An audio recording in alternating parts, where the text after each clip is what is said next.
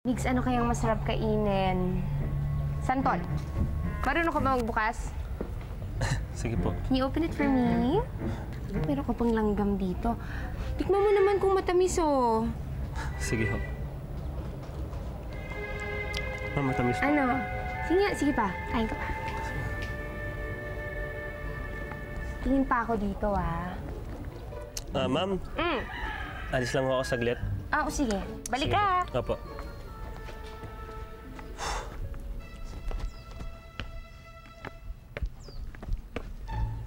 Uy. Hindi mo trabaho to. Ang trabaho mo, escortan si ma'am. Di ba, hayaan mo na ako. Batong-bato na ako kakabantay kay ma'am eh. Wala naman nagtatangka sa buhay niyan eh. Ang dami ko pa dapat ibang nagagawa. Ano, kagaya ng panliligaw kay Ched? Oo, yun. Wala na akong magawa eh. Tapos ano, mauunahan ako ng Ronnie Cheding na yun. Pare, alam mo, magre-resign na talaga ako. Eh, paano naman yung honey mo? Sa'yo na yung honey mo. Ha? Hala, baka natutulungan Meg! Na. Come here! Alika, sama mo naman ako dito. Uy, yung honey mo... Pwede bang iwan mo muna siya? Migs, alika. Sige po, ma'am. Saglit na lang po. Okay. Punta mo na. Pare, alam mo, huli na talaga to. Hindi ko na kaya. Magre-resign na ako. Siguro naman maintindihan ako ni boss, di ba? Ay, naku, wag muna ngayon. Alam mo na may problema yung tao eh. Tsaka na lang pagkatapos ng resulta. Sa ngayon, enjoy mo muna yan. Gusto mo, sa'yo na. Ikaw na mag-enjoy. Meg! Alis na ako. Ma'am! Halika na!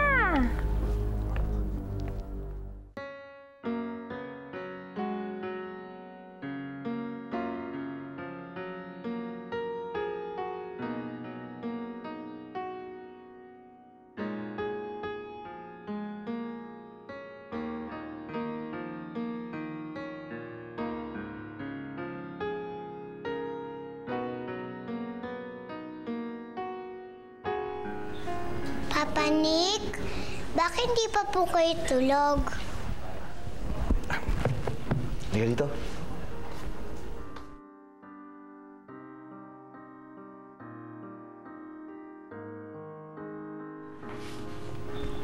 Alam mo, bukas lalabas na yung results. Kaya pala po kayo hindi makatulog. Hindi naman sa ganun. Hindi naman ako natatakot sa results eh. Paano po kung hindi ko po kayo tatay? Di ba sabi ko sa'yo, huwag kang mawawalan ng pag-asa. Paano po talaga kung hindi ko po kayo tatay? Hindi mangyayari yun. Bibigyan niyo po ako sa bago kong tatay?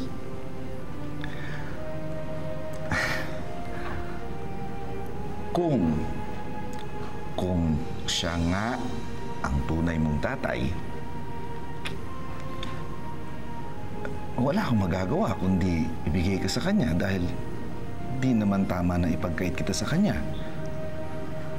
Pero, hindi mangyayari yun. Kaya huwag kang malulungkot. Bukas, sisikat ang araw sa atin.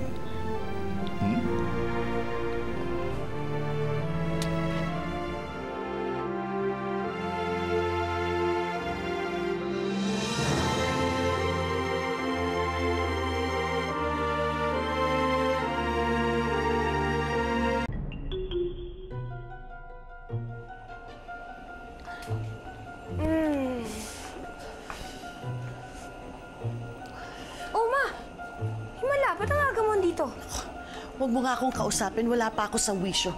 Kanina pa akong 6:00 ng umaga dito, nag-aantay ako dahil maaga daw dumating ang kartero. Ano namang hinihintay mo? Ano ang hinihintay ko? Siyempre, ang resulta ang iniintay ko. Ngayon na ba yun? Yes! At kailangang mapalitan ko ng orig. Para mapaalis na yan, trudis na yan sa bahay na ito.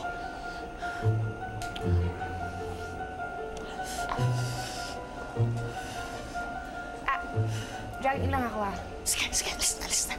Baka makasalubong mo yung kartero. Ha? Sabihin mo, dumating agad dito, ha? Sige, jogging lang ako. Sedes, sandali. Sasama kami ng inay mo. Halika. At magkaalaman na ng totoo.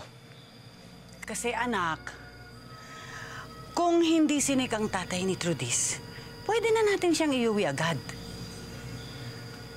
Welcome pa naman siya dito, di ba, Carling? Naman. Halika na. Tara. Kayo talaga, oo. Ako lagi pinasasara nyo ng...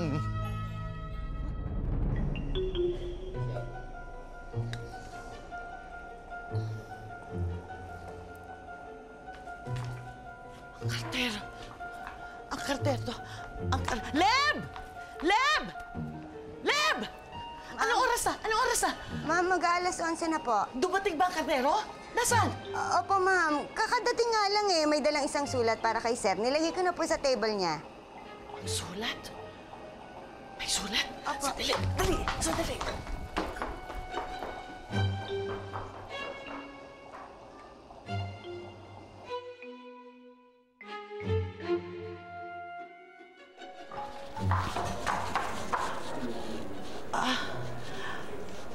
Nick, yan na ba yung inaantay natin?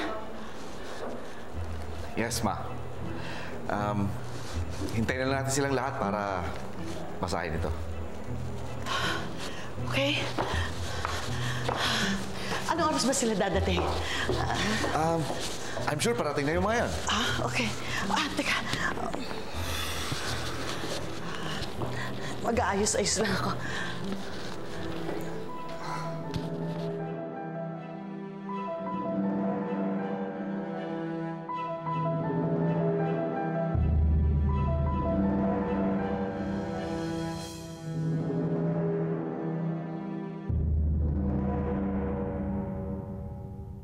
Ano po yung excluded? Ang ibig sabihin nun, hindi mo tatay si Sir Nick. Papa Nick, salamat po sa lahat. Kahit hindi niyo ko kutunin yung anak.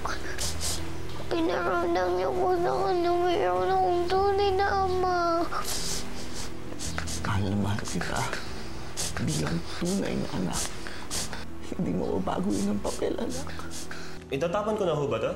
Hindi. Ma'am, lukot na ho kasi. Akala ko basura. Sige ho, ako na ho magtatapon.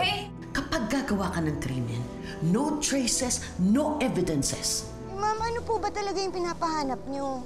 Yung papel nga na tinapon ko.